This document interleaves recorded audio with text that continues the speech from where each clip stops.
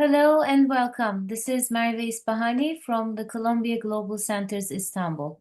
We're delighted to have you with us today for our discussion on Turkey's road to COP30. From heat waves and wildfires to shifts in rainfall and biodiversity loss, challenges are already affecting communities, economies, and ecosystems across the world. And Turkey is no exception. Today's conversation is thus urgent and relevant. Today's webinar is part of a special series with each of our global centers hosting a discussion that connects local perspectives to global climate negotiations. Last week, our colleagues in Amman led the conversation, and next week, the Paris Center will continue the dialogue.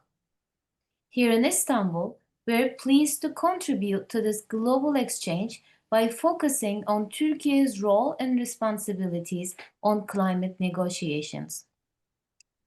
Columbia Global Centers is a network of regional hubs established by Columbia University to engage with critical issues across the world. The Istanbul Center has been a platform for dialogue, research, and collaboration for over a decade, since 2012, addressing some of the most pressing challenges facing our region in collaboration with Columbia researchers and local experts. We are privileged to have with us a distinguished panel of such experts today, bringing perspectives from science, civil society, and climate movements. Their insights will help us better understand not only the challenges, but also the opportunities for action in the years ahead. Our discussion will be guided by Professor Paige Fortna. Paige Fortna is the Harold Brown Professor of U.S. Foreign Policy and Security Policy in the Department of Political Science at Columbia University. Her research focuses on international politics of climate change, the durability of peace in the aftermath of both civil and interstate wars, and war termination. She is the author of 2 books and published articles in acclaimed international journals. Fortna currently teaches courses on international politics, climate change, war termination, and the durability of peace. She was elected to the American Academy of Arts and Sciences in 2021. She received the Lamphus Distinguished Columbia Faculty Award in 2014 and the Karl Dutch Award from International Studies Association in 2010. She has held various fellowships at esteemed institutions. Finally, we invite you, our audience, to be part of this conversation. Please share your questions in the Q&A box, and we will do our best to address them during the session. Thank you once again for joining us, and I now hand it over to our moderator to introduce our speakers and begin the discussion. Thank you so much, Merve. It's a real honor to be part of this panel with these terrific experts on climate change and Turkey's role in climate negotiations. So I'm really looking forward to this conversation. I will introduce each of the speakers briefly and then turn the floor over to each of them in turn to address a set of general questions that have been addressed, as Merve said, across these panels that the different global centers are doing. And then we'll have a little back and forth and some follow-up questions, and I'll keep an eye on the questions coming in through the Q&A from participants. So please put your questions in the Q&A and we'll fold them into the conversation. So as I said, we have a really terrific lineup of panelists today. Our first speaker will be Umit Şahin, who's a senior scholar and the coordinator of climate change studies at Istanbul Policy Center. Şahin teaches courses on climate change and environmental politics at Sabancı University. Since the early 1990s, he's been part of environmental movements. In 2007, he coordinated the Turkey Sign Kyoto campaign, which was carried out by Turkey's Green Party, for whom he was one of the founders. He's been participating as an observer in the UNFCCC climate conferences, or the COPs, since 2008. So long expertise on this series of negotiations in the COPs that we're talking about today. He's also been co-producing a radio program for more than 15 years, writing and editing books and publishing articles and policy papers on climate change and related issues. So Umit, why don't you take us away for maybe about 10 minutes of comments, and then we'll turn to the next speaker. Thank you, Paige. Thank you very much for the invitation for this very interesting panel discussion. I'll try to go over the main topics that I received from you. So I'm going to start with some specific challenges in terms of climate change and how we can connect them with the global negotiations. And then I will continue a little bit more about Turkey's role in the negotiations and what is going on in Turkish climate policy in general. Now, as we already know, Turkey is in a very sensitive region in terms of climate change. I'm sure Levent will tell us about in more detail the impacts of climate change. But I can just tell you that only in the last 5 years, we experienced 2 mega wildfires events. So since 2021, the first one was in 2021, the second one was this summer. So we experienced 2 big wildfires, more than 150,000 hectares of forests burned in only a couple of months in summertime. And before 2021, we didn't have any mega fires. So I don't think that this is a coincidence. And many attribution studies are already showing that these big wildfires are directly related to climate change. Other than this, of course, we see many heat wave events. Drought is very almost chronic now, and many flooding events every year. So one can think that if you are in such a sensitive region in terms of impacts of climate change, then maybe not in terms of mitigation, but you could have strong plans for adaptation and resilience. But unfortunately, in Turkey, as far as I am concerned, as far as I know, there is no real structural or institutional adaptation policy for climate change, and we don't have any real resilience plan. But unfortunately, we see still in this age of climate crisis, we still see an extractivist kind of economic development strategy. A lot of mining activities, big infrastructure projects, together with destruction of nature and wildlife and biodiversity, it's still going on. And unfortunately, Turkey is not really, or Turkish policymakers are not really aware of the concept of ecosystem integrity, because on the one side, as I will describe a little bit later, on the one side, climate policy is evolving. It's not like in 10 years ago. But on the other side, developmental policies are still like 50 years ago. So we don't have a real coordination between mitigation and adaptation, or climate policy and developmental policies. One important positive note, maybe, we don't really have climate denialism in Turkey, like in the States, for example.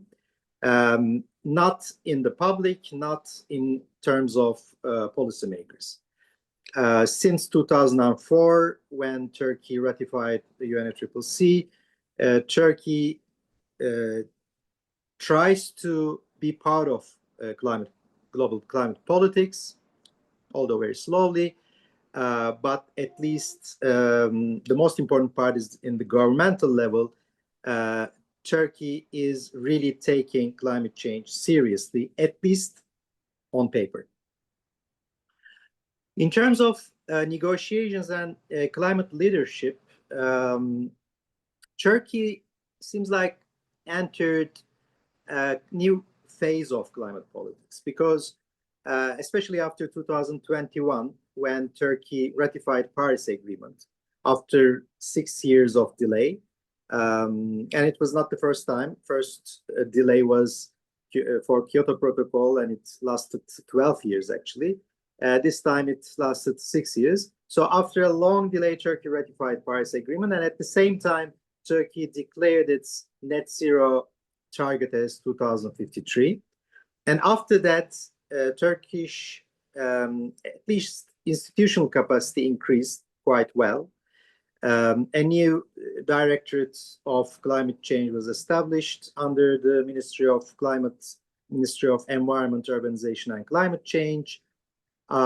We now have a new national energy plan after 2022, at least some higher renewable energy targets, at least some diversification in the energy sources, not maybe a real energy transition. We can discuss about it if you want later. I don't really think that this is a real energy transition, but at least there is a diversification, because until 10 years ago, we didn't really have solar or wind in the energy mix. Now, in the electricity generation, their share is almost 18-19%. It's something. So at least the diversification of energy sources started. But also, we are witnessing a new kind of climate leadership claim, at least, that Turkey is now, as you know, competing with Australia for COP31. So it's also a very ambitious let's say, claim in terms of climate leadership. We can discuss about it later too. But on the other side, if you are trying to be a climate leader, climate policy leader, then you really need to have a better NDC. But unfortunately, just a couple of weeks ago in New York, Turkey announced its new NDC. It's not really different than the first NDC. There is no any absolute reduction target. The reduction from business as usual target is really like the business as usual, real business as usual. So peak year is still 2038. It's inconsistent with the 2053 net zero targets, and there is no any real progress in terms of emissions reduction, in terms of coal phase out, etc. And I think the only real actors who are leading or at least pushing Turkish climate policy to a more progressive side is probably climate movement, civil society. Even the expertise is now mostly in the civil society. Of course, also in the academia. But if you ask me who is the main barrier in terms of ambitious climate policies, I wouldn't say the public first. I would say the business, because unfortunately the businesses or the private sector in general really learned sustainability language very well.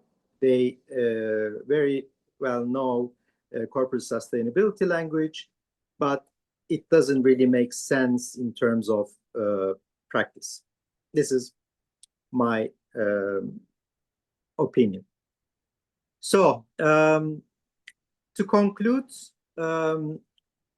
Turkey could really be a leader for climate policy as a middle power. because we know now that US is mostly out of the game in terms of multilateralism. EU is really kind of pausing or trying to find out what to do next. India is really increasing its coal ambitions. And we now only have China. And as you know, they are too big. And even if they really have some ambition, it's not really enough. So now we have some middle powers at hand in terms of also as a geopolitical power. Countries like Mexico, South Africa, Indonesia, Brazil, Turkey. So these countries can really play a positive role, a progressive role in the climate action. And I think the first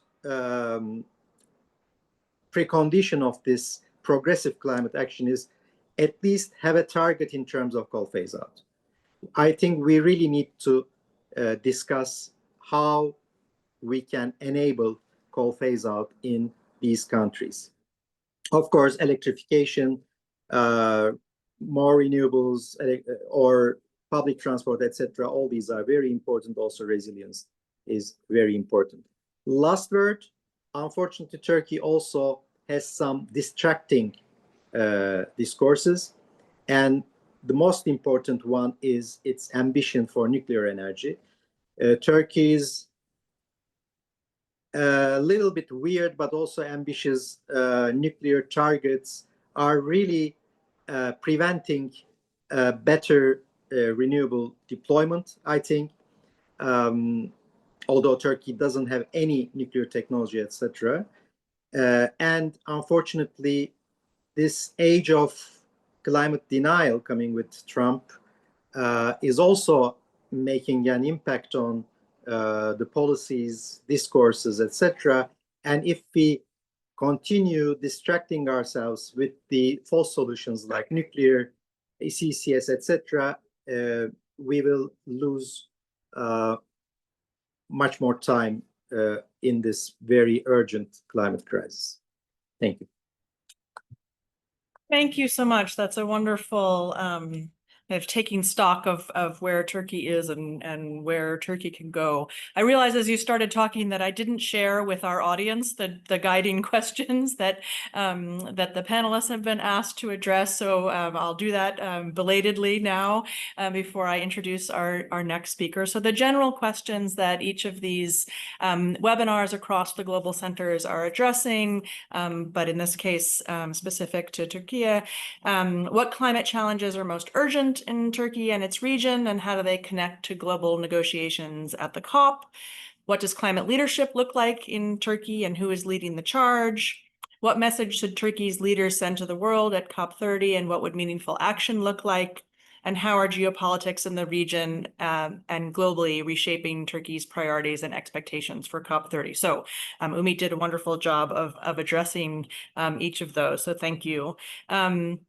We'll turn now to our second speaker, Özlem Kutuzos, who holds a bachelor's degree from Middle East Technical University Department of Urban and Regional Planning and a master's degree from the Department of Urban and Regional Studies at the University of Birmingham.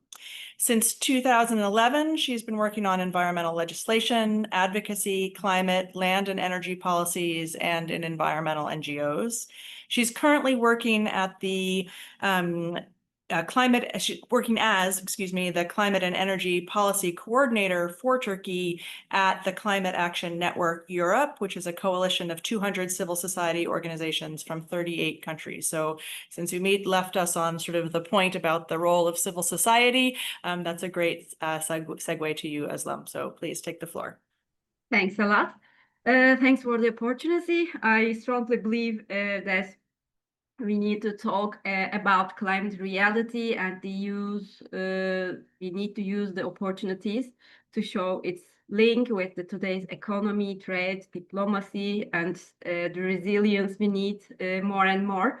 Otherwise, it is inevitable that the establishment will claim the ground to use it for its own interests, like nuclear or tariffs. I mean, nuclear Ümit made this point. He has already made this point. So it is important to have those environment platforms to talk. So let me start with the most urgent climate challenges and their link to global negotiations. Turkey is among the regions most vulnerable to impacts of climate change as a country in Mediterranean basin. Ümit has already shared some evidences regarding this vulnerability. And, recent modeling studies clearly reveal the alarming trend, actually. Turkey is already in a hot and dry geography. Around 50% of Turkey's territory was under hot and dry climate conditions. It was between, it was modeled that it is so between 60s and 90s, but when we look at the figures today, it has already expanded to 56% due to the climate change, even with 1.3 degree temperature increase. And even if global warming is limited to 1.5, the affected area will reach 64%. So if high emissions continue, projections show 70% by 2040 and 80% by 2070. So what does this mean in daily life? As mentioned, mega fires, mega wildfires, less water, more droughts, food insecurity, migration, and rising instability, as you can imagine. So the figures and facts are clear enough, I guess, to show the urgency. So for Turkey and also for its neighbors, mitigation is a matter of survival, actually. Reducing global emissions is the only way to contain or to hold back the escalating climate risks.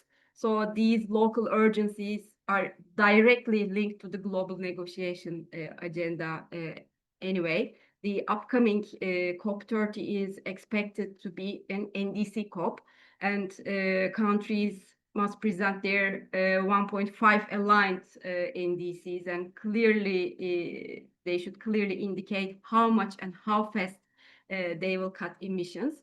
So it is same for Turkey. I mean, aligning national targets with its global efforts seem quite critical for Turkey as well. And, when it comes to the leadership debate, in my view, it is directly linked to this ambition reduction agenda as well. But maybe it would be good to maybe define what we understand from leadership. If we understand it from a national climate action perspective, Turkey currently lacks strong governmental leadership, actually, aligned with 1.5 limit target. As Ümit has already stated, the most consistent maybe climate leaders are climate and environment NGOs, because they are the only ones that are advocating for 1.5 aligned policy and just transition. For instance, during drafting the climate law in Turkey, the climate NGOs played a crucial role in ensuring that terms like net zero or just transition were included in the text itself. Yet the overall policy framework still falls short of delivering real emission reductions and resilience building measures. Turkey's 2035 NDC announced in previous weeks in Climate Week is targeting an emission increase of 60% by 2035. We don't know the details, which sectors are planning what, but the details will be shared at Belam. But if you mean a leadership from a local national perspective, we don't have it.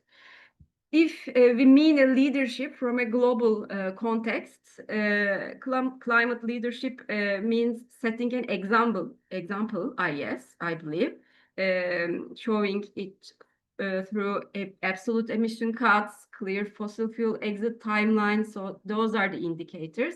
As I pointed, the most urgent issue is to stop climate change, which is only possible with the emission reduction. And when we look at Turkey with its candidacy for Turkey is eager to host COP31. So Turkey aims for or hope for sort of positioning itself as a regional leader advocating for climate justice, especially for vulnerable nations. But advocacy must start at home, I believe. Turkey today avoids even announcing a no new coal policy, let alone a fossil exit or phase down plan. So Turkey's current NDC still foresees emission increase instead of reductions. We have no new coal policy. All the current coal pipeline is less than 1 gigawatt and not feasible to build without any state subsidies.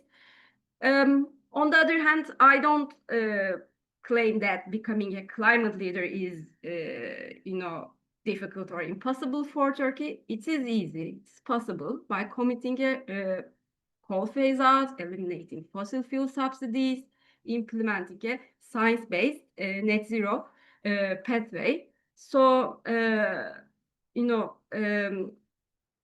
doing those at home and then turning to global arena and asking global emission reductions at a scale and fast way from big emitters and a scale and just way from large emerging economies. I guess it is the way to become a climate leader in its league, I believe, for Turkey. And let me conclude with the geopolitics and how it shapes priorities and expectations for the coming COP.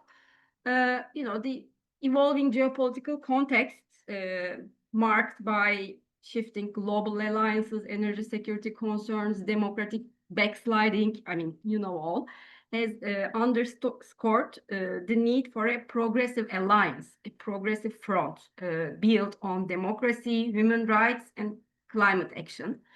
So for Turkey and for its neighbors and for the broader European region, this means strengthening cooperation on climate and energy diplomacy, building joint decarbonization pathways, and leveraging genuine green clean trades, carbon pricing for foster mutual benefits, not one side, for mutual benefits. So those can bring widespread and lasting benefits to the people of this large geography, I guess. And on the other hand, EU's climate leadership still remains essential. Turkey should seek structured long-term climate partnership with the EU, moving beyond short-term issue-based cooperation, like, migration, security. Those are the issues that mostly keep Turkey-EU agenda busy. So on the other hand, Turkey should be pushing EU for higher ambition as well. So at the moment, EU is not performing at its side either. So, as you know, EU is being one of the largest historical global emitters, must act with greater speed and ambition to reduce emissions. So I believe decarbonization of the EU and Turkey are interconnected processes as well. So we have a lot to do together and with the EU and Turkey, and we have a lot to build this progressive front on the way to COP30, I guess.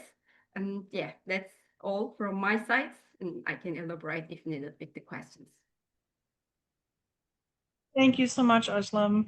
I will turn now to our third panelist, Very happy to have with us Professor Levent Kornaz, who is a climate scientist and a physicist at Boğaziçi University, where he directs the Center for Climate Change and Policy Studies. His work focuses on regional climate modeling, climate risk assessment, and sustainable development policy across Turkey, the Mediterranean, and Central Asia. He has a PhD from the University of Pittsburgh. He's led numerous international collaborations with the EU, speaking to Özlem's most recent point, the UNDP, FAO, and TÜBİTAK, and has contributed to global research networks such as Cordex and the IPCC-related, other IPCC-related initiatives. As a prominent science communicator, actively engaging the public and policymakers on climate change, sustainability, and resilience. So we're really thrilled to have you with us today. So take it away, Levent. Thank you, first of all, for inviting me, because as Ümit and Özlem quite well know, I will be talking a little bit perpendicular to what they are saying. Unfortunately, we cannot talk about 1.5 degrees anymore.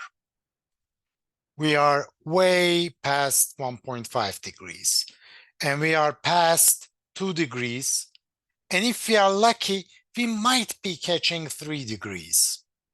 And I believe that even 3 degrees is not possible at the moment.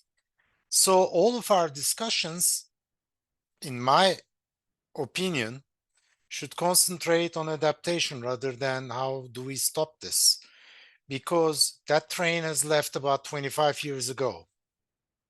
And in the last few COPs that we had, especially in the last one in Baku, we had a horrible situation where we backtracked the decisions that we had in the previous COP in Dubai.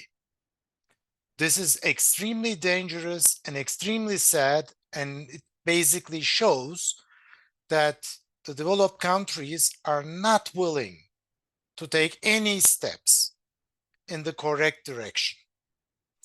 With that, I mean, for example, EU has to be net zero by 2035. US has to be net zero by 2040 at the latest, and Japan and Australia and all of the other developed countries, so that we can be net zero as a planet in 2050. Because if you take as an aim 2050 to be net zero in Europe, that's way too late. You have to take the initiative to be net zero or even carbon negative way before 2050, so that China can get in line with you and they do what is necessary to be net zero in 2050. Will that happen? No way, not anymore. That train has left, as I said. Therefore, we have to concentrate, especially the countries in this region. And I differ from Özlem when I say in this region, because this region is not Europe. This region is Middle East.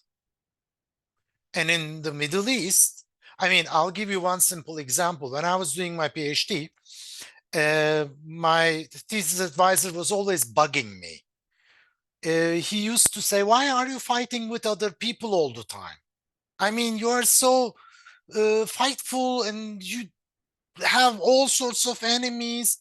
I told him, look, I mean, if my northern neighbor is Canada and my southern neighbor is Mexico, then I would be a very nice country. But at that point, we had Saddam and Hafez Assad, and we had Russia and Soviet Union at that part, and then Bulgaria, and even our friends were the Greeks, which is a question at the moment. But in this region, the reality works different from the reality in Europe. Meaning, for example, we will have a huge influx of climate refugees within the next 10 years or so. And when we talk about influx, we are not talking about few 100,000 or few million. I'm talking about 20 million to 30 million refugees within the next 10 to 20 years. This is a huge problem compared to anything else we have. Therefore, instead of talking about what Turkey can do or any of the countries in this region can do to stop climate change, we have to think about how to protect ourselves, because that is going to be the main point. And in the COPs, I mean, in the last COP, this was on the table and didn't get anywhere because the adaptation fund needs about $2 trillion every year. And nobody is willing to give that money for the adaptation fund. And these are the issues that we need to talk. However, the last 3 COPs were in fossil fuel producing countries. In Egypt, in Dubai, and in Azerbaijan. More importantly, this COP is in Brazil, which is also an oil producing country.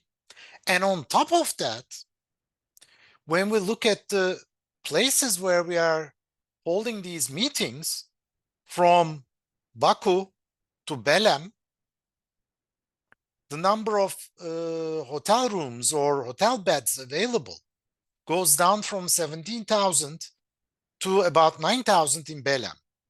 That means for especially the non-governmental organizations that they shouldn't go to Belem, which means they're not part of this discussion anymore.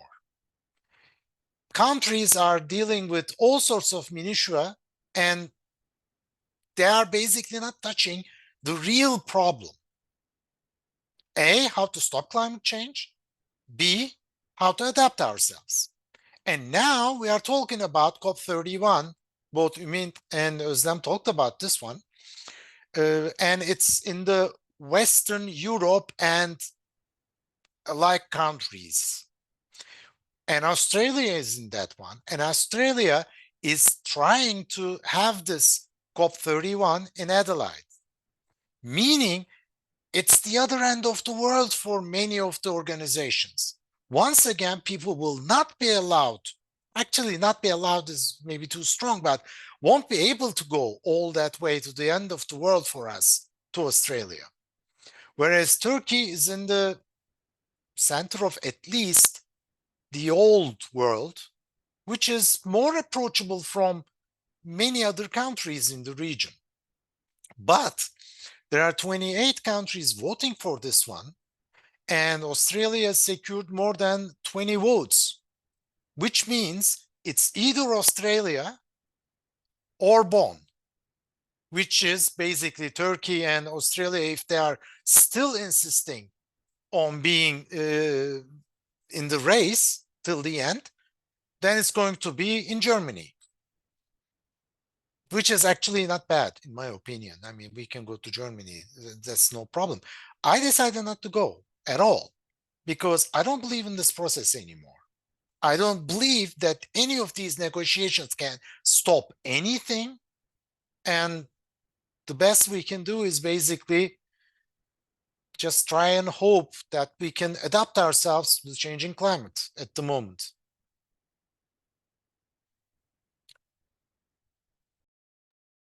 Thank you for that realistic, if pessimistic, take.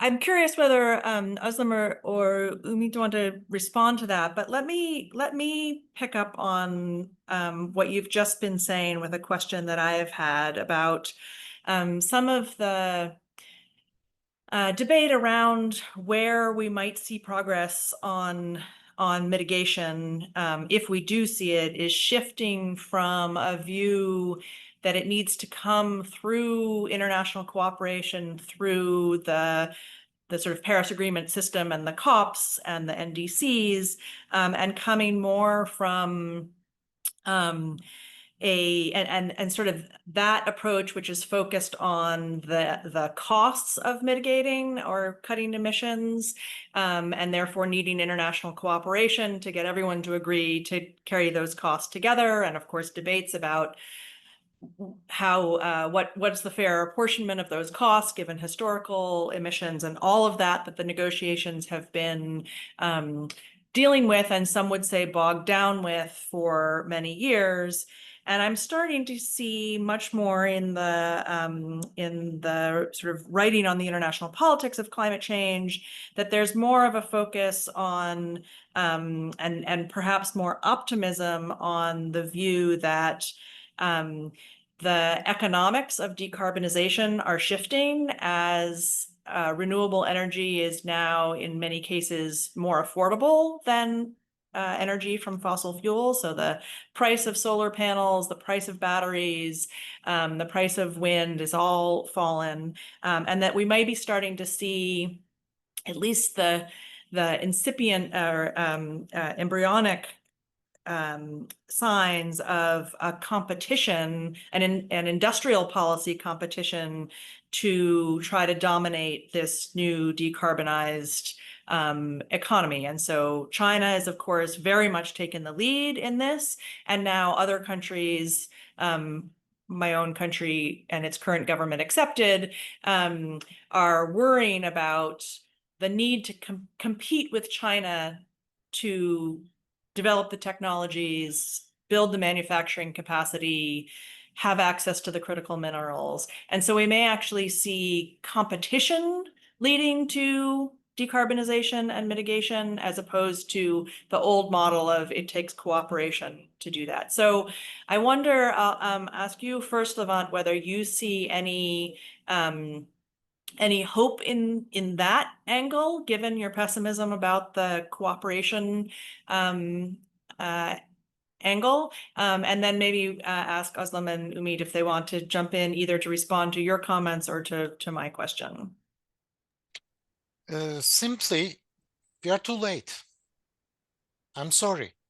We should have done this 20 years ago, because technically certain things are not possible. I mean, for example, there's all sorts of weird notions on the social media about aliens coming next month, because now they are hiding at the other side of the sun and they will be invading us. If there's an alien invasion, and if humanity has to defend itself, then okay. But there is no alien invasion.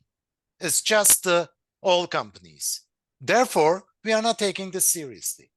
And we will never take this as seriously as being able to move forward with the energy transition. Yes, we are going that way because it's a smart way.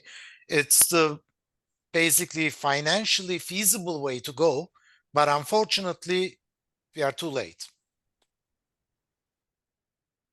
Özlem, do you want to jump in, or Umid? Yes, maybe I can just make a very short remark. I see the disappointment of, or this not believing in the action attitude of Levent Hoca, but what I know is that what science says is that the less we do for mitigation, the more we need for ambition, adaptation. So, I mean, it's apparent. I see. I mean, it is difficult. We have lost lots of chances of opportunities for a scale and fast mitigation, but we need to do our best. For instance, I mean, Paris, before Paris and after Paris, the temperature global temperature increase projections have changed. It's not enough. I know it's not enough. It was like 4 degrees Celsius, but now it is 3. But once we could make it, now we can make it again. So that's why, I mean, we cannot stop talking about mitigation and just talk about adaptation. It will not work anyway, I guess. Okay, let me try to say something about what Levent said. I think actually I share most of Levent's points about pessimism in terms of we missed the train of 1.5. It's very obvious, but still, in the climate science, even if you miss the train for 1.5 is true for climate science, it is completely different to keep the target of 1.5 in terms of carbon budget. So I think in terms of mitigation, we really need to understand that why we have this 1.5 to 2 degrees target in the Paris Agreement is not really about keeping global warming below 1.5 or 2 degrees, but to align the government's ambitions of governments below the respective carbon budgets of 1.5 and 2. Even if we lost that target in the real world in terms of climate science, we still need to emit less carbon dioxide than the respective carbon budgets. If we don't, we can of course go to 3, 4, 5 degrees. But that's our main point, I think. And this can only be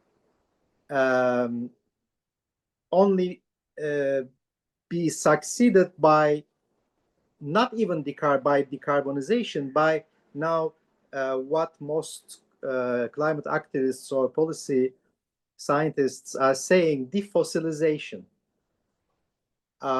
Because decarbonization is a little bit too abstract, I think now.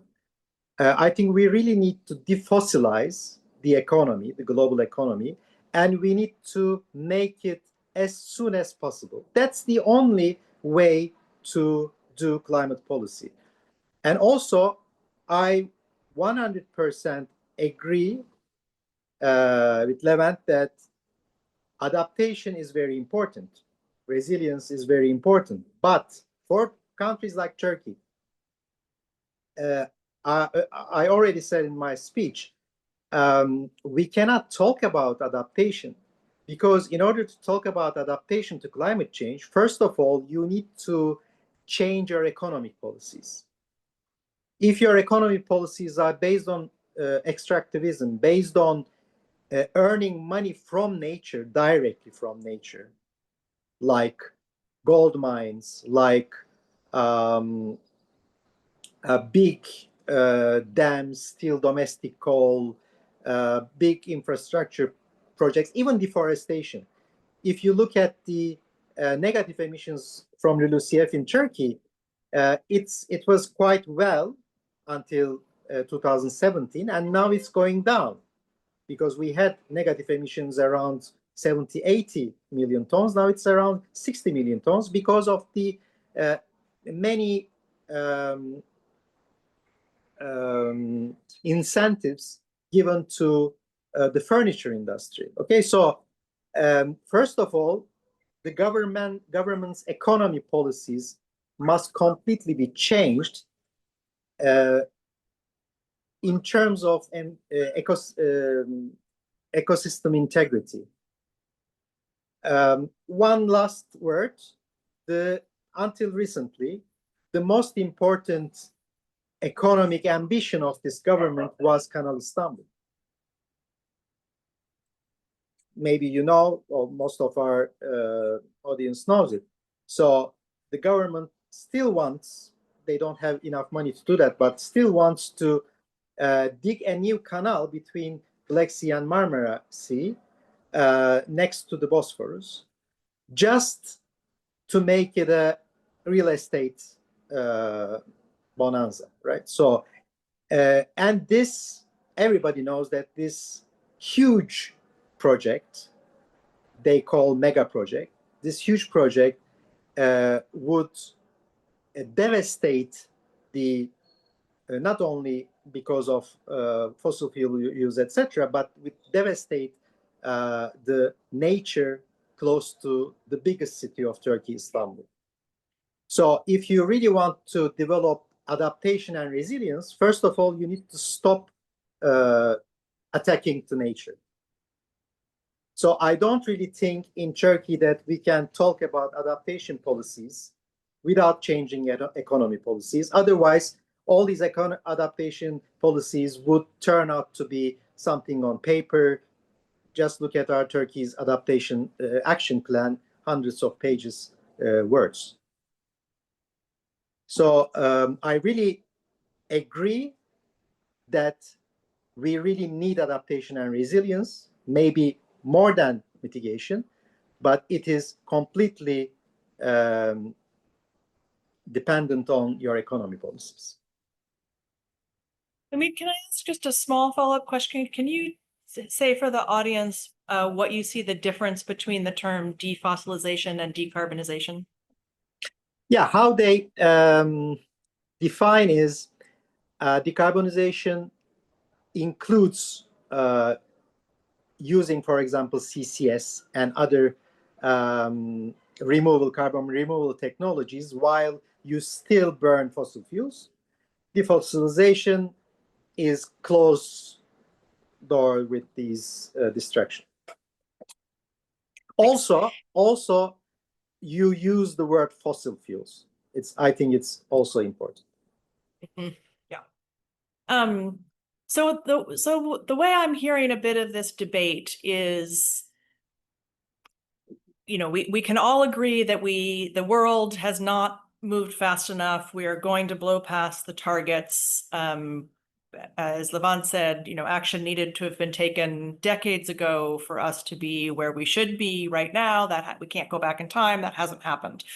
And I think what I'm hearing in the debate a bit is a debate about whether adaptation and building of resilience and defossilization there's a trade-off there. And I think to paraphrase Levant, we've sort of missed the boat on the latter. And so we have to focus only on the former. And then maybe a view from Umit and Özlem that you can't see that trade-off that way because you have to do both. We have to continue to work on mitigation and defossilization. Otherwise, the challenge of adaptation is only going to get worse. And so, sort of the every degree or not every tenth of a degree or I think even every hundredth of a degree matters. And so I'm curious from your perspectives, all of you, whether you see that, how you see that as where I think the trade-off might be is around attention, building scientific expertise, and use of political capital, either domestically, civil society organizations pushing their government, in the case we're talking about now, pushing the Turkish government, or internationally pushing, because time and energy are not infinite. And so I wonder if each of you could speak just briefly to sort of how you see that, how binding is that trade-off in terms of where our efforts should be. And then I'll turn to some of the Q&A from the questions from the audience. Should I start? Sure, please. Considering the order. I mean, I just try to make some points regarding this diplomacy issue.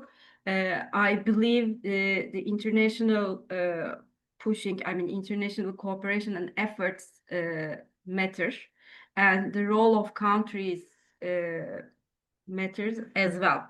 That's why I sort of position Turkey's role as a, Turkey should, there are things that Turkey should do at home, and if Turkey makes its homework at home properly, it can push for the international efforts for more ambition, stronger NDCs. So there is this link between if a country sort of has a claim to be a leader, regional leader, or a global leader in terms of climate ambition, there are things that it should do internally, domestically, related to, energy transition, fossil phase out, and but this international cooperation pushing transformation is essential to build a new world order, which enables a net zero, I guess. So there is this strong link, but I think international doing some work towards international area is more critical. Nate, do you want to jump in and then Levant? I just maybe can give you one example in terms of multilateralism, cooperation, and Turkey's climate policy. As you said in the beginning, when you introduced my background, I used to be more in climate activism, something like 20 years ago, and we led a campaign to push Turkey to sign Kyoto Protocol that time in 2006. No, 2006 or 7. And then it was a really big campaign. We collected a lot of signatures. It was a petition campaign together with rallies, demonstrations, whatever. Then Turkey, after 12 years of Kyoto Protocol in 1997, in 2009, Turkey decided to sign Kyoto Protocol or ratify Kyoto Protocol. Why is that? We like to believe that our campaign was very successful. I still think that it's a little bit successful, but the real reason, or we had two real reasons why Turkey ratified Kyoto Protocol. One, Turkey was that time candidate of European Union and had to show some positive outlook to Europe. Second, Turkey was candidate for United Nations Security Council that time. And if you want to be member of Security Council, then you need to show some leadership, or at least you believe multilateralism. And if you are not even party to Kyoto Protocol, then nobody believes you. Then mostly because of these reasons, so it means that because of a push coming from outside, Turkey became part of the Kyoto Protocol, and it really worked. We came down to Paris Agreement, and even during Paris Agreement, external shocks were really important, and this was CBAM. European Green Deal and CBAM was the external shock, pushed Turkey to take Paris Agreement more seriously. So I still think that, for example, I'm very much in favor of COP31 in Turkey. Not because of less carbon footprint, etc., mostly because Turkey needs this kind of push from multilateralism. If you really want to be a leader, then you would want to show something to the world. In this sense, I'm just giving you the example. I completely agree with Özlem. In this sense, I'm just giving you the examples how it works, this power of cooperation or multilateralism in countries like Turkey. And we already know also transactionalism really works in other senses, like, for example, JETPs with South Africa, Indonesia, etc. All these JETP projects are kind of transactionalism. Turkey also had such, not mechanisms, but for example, just before Turkey ratified Paris Agreement, G7 countries, some G7 countries promised to donate $3.2 billion for Turkey's climate efforts. So all these kind of transactional efforts are also working, but I still, as a maybe a little bit naive person, I still believe that multilateralism would work.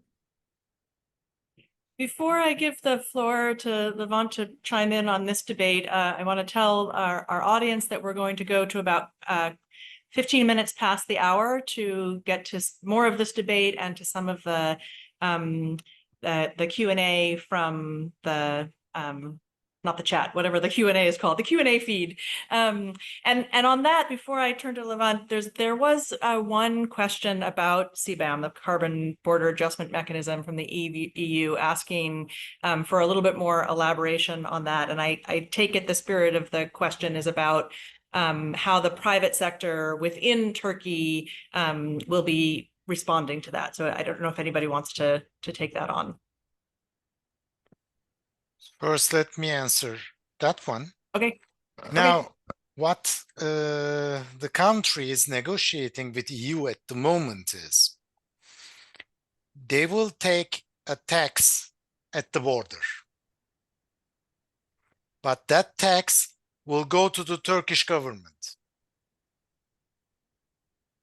And that's under negotiation at the moment, and most probably it will succeed. They are very optimistic about it, which means the government will come back and feed that tax to the companies, and basically companies won't have to do anything about CBAM.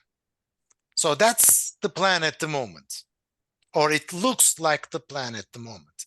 But to the original question, what I would say is all these countries, everyone on the world, has differentiated responsibilities. Differentiated responsibilities mean that Turkey shouldn't have the same responsibility as, let's say, Norway.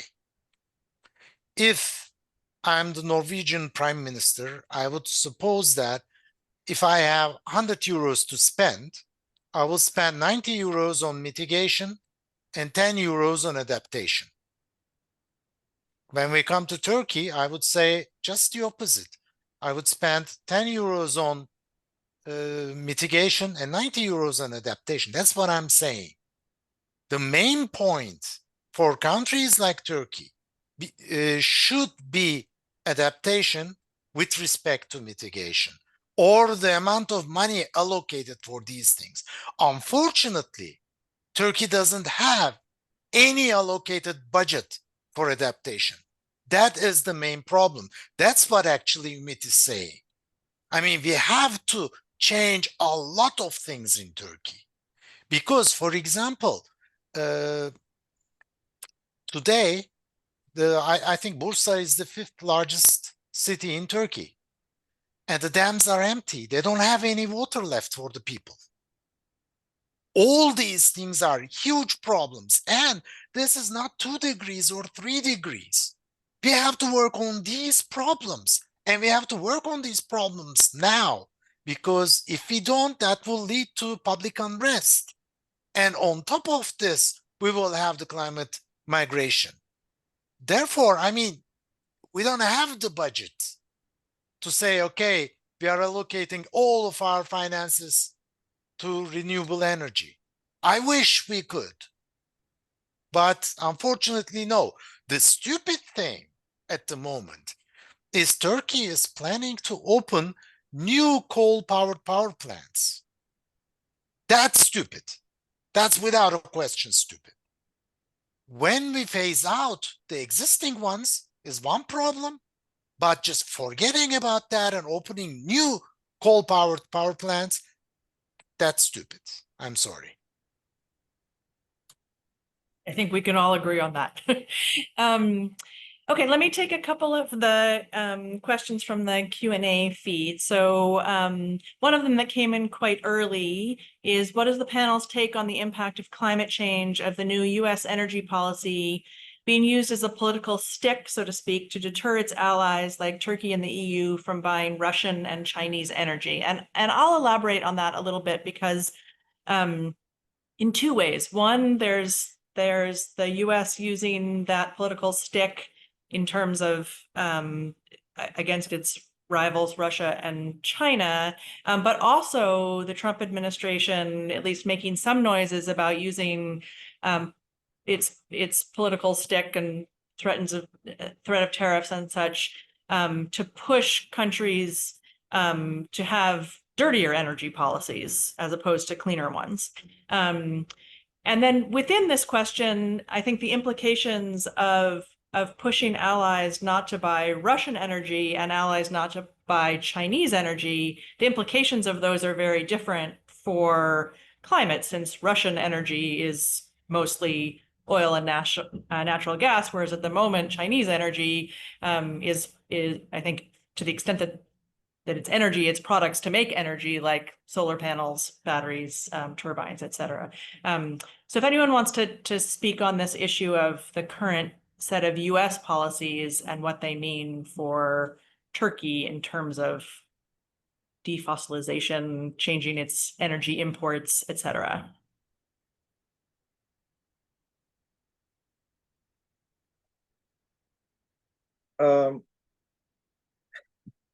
I think most of this stuff is about geopolitics and the trade wars, trade policy, etc., and a little bit related to the climate policy, at least in terms of Turkey. Not talking about in general global policy. For example, buying LNG from United States, this latest promise to Trump administration to buy LNG. I don't think that this would increase Turkey's natural gas consumption. This is some kind of shifting from Russian gas to LNG, right? So I don't think that, because in terms of natural gas, Turkey's energy policy is very clear. Natural gas is expensive. It's imported. So Turkey never puts any priority to consume more natural gas. So in this sense, I don't think that buying natural gas from this country or that country really matter for climate policy. But in general, trade policy in general, trade wars in general, would mean a lot if you really want to commit yourself as a country to green transition, even starting with importing some panels, batteries, etc., from China, then creating your own market to become a part of the supply chain, which is probably going to be one of the hot topics in Belém, because some Brazilian think tanks, I just heard, that trying to prepare a new kind of proposal for power shoring, right? The shifting the supply chains to countries with cleaner energy. So these kind of discussions are, in terms of industrial decarbonization, are already happening. So Turkey can also be part of the supply chain for green technologies, and this should be taken into consideration seriously, I think, but not where this LNG is coming from. Thanks. There are a lot of really terrific questions in the Q&A, and we only have 5 or 6 minutes left. So I think I will, I won't be able to get to all of them, and I apologize to those who've put questions in the thread that we won't get to, but I'll pick up on 3, 2 of which take us in one of which sort of follows on some of the conversation about adaptation, and 2 that take us into directions we haven't quite talked about so much. So, and I'll throw out all 3 questions in the interest of speed, and then panelists can jump in on any one of them, even though the questions are somewhat unrelated.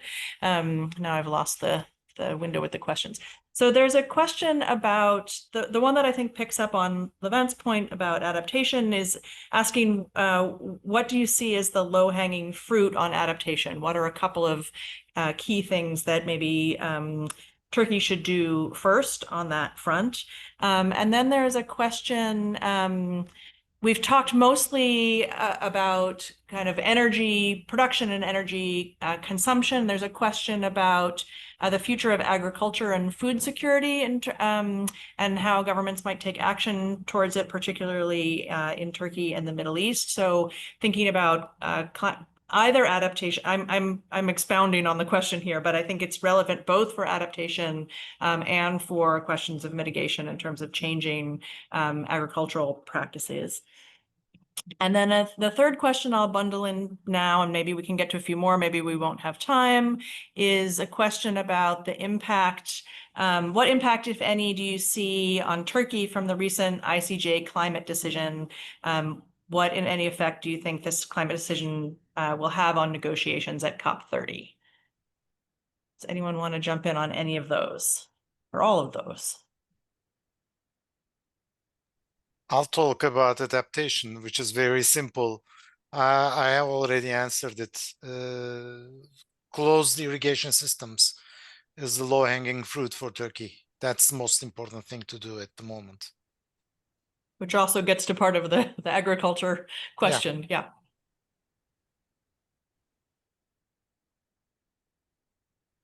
Umit or Özlem, do you want to say anything about either the ICJ decision, something else about agricultural and food security? I'm not an expert on food or agriculture policy, but I agree that the low-hanging fruit is water management for Turkey for sure, because we have the biggest problem is water security now, drought, and also I think the second low-hanging fruit would be at least changing the mindset to think more in terms of ecosystem integrity. I always repeat this, but I think it's important because Turkey, I give you one very small example, not to take too much time, but Turkey started one of the, in 2004, 2005, Turkey started to develop hydropower. It was not big dam hydropower, because big dam hydropower is coming from 60s, 70s, but 80s. But Turkey started to develop a new kind of hydropower, on stream, runoff river hydropower. It would be a good thing because it's non-fossil fuel energy production. But unfortunately, Turkey didn't take any precaution about ecosystem integrity, and it caused a big backlash from the society, from the local communities, because of destruction of nature, etc., etc. If you start doing this for all the other stuff, for mitigation, for adaptation, then you would, even in this country with a very little climate denial, you would start a big backlash. I think this is what we really need to discover as policymakers. Policymakers should discover this mindset of ecosystem integrity, and this should really lead to all kinds of policymaking processes. In terms of ICJ, yeah, we really need to turn to ethical policymaking. So, but I'm not sure if it would really work in this world. Özlem, Yes, comments on any of these questions? Yeah, I can make a point on ICJ. I guess if it has a implication or impact on overall international climate efforts, it can have an impact on Turkey's climate policy, as other than it will not have a specific, it will not be considered as a separate and international tool or platform that will be taken seriously by Turkey. It depends on the overall multilateralism again. That's my point. Wonderful. Well, thank you all. I was asked to wrap up with just a kind of quick summary. And this has been a wide-ranging discussion, so it's difficult to summarize, I think. I want to apologize again to those who put questions in the Q&A that we weren't able to address. And I want to thank the panelists. I think if I was going to try to wrap wrapped the conversation together with a bow at the end, I think this debate and trade-off that countries, especially those that are not most responsible historically for emissions, of how to balance both the need for continued mitigation and the need to really start addressing adaptation, while still, I think, thinking about the role of middle-sized countries such as Turkey as potential leaders and in the international negotiations overall. I think those are really interesting dilemmas or trade-offs that a country like Turkey needs to think about, both the need to protect itself from the ravages of climate change that have already started and will only get worse, without completely giving up on the goal of mitigation, and where Turkey might be able to play a leadership role in that, especially at a time when the US is pulling back, to put it mildly, from any sort of leadership on that. So with that, I'm going to wrap up our session and thank all of the panelists for sharing their expertise and their thoughts on these questions. I hope, perhaps against hope, that COP30 will make progress. I'm not holding my breath, but one can hope. I think if we give up hope, we're in trouble. And with that, I'll wrap us up. Merve, do you want to say a last word as we end, or shall we just end it there? Thank you very much. This has been a really engaging discussion. I would like to thank to all of our speakers and Paige for your wonderful moderation. As I said in the beginning, we will continue the series with the Paris Center. And this is all we have for today. Thank you all for joining us. Thank you all. Bye-bye.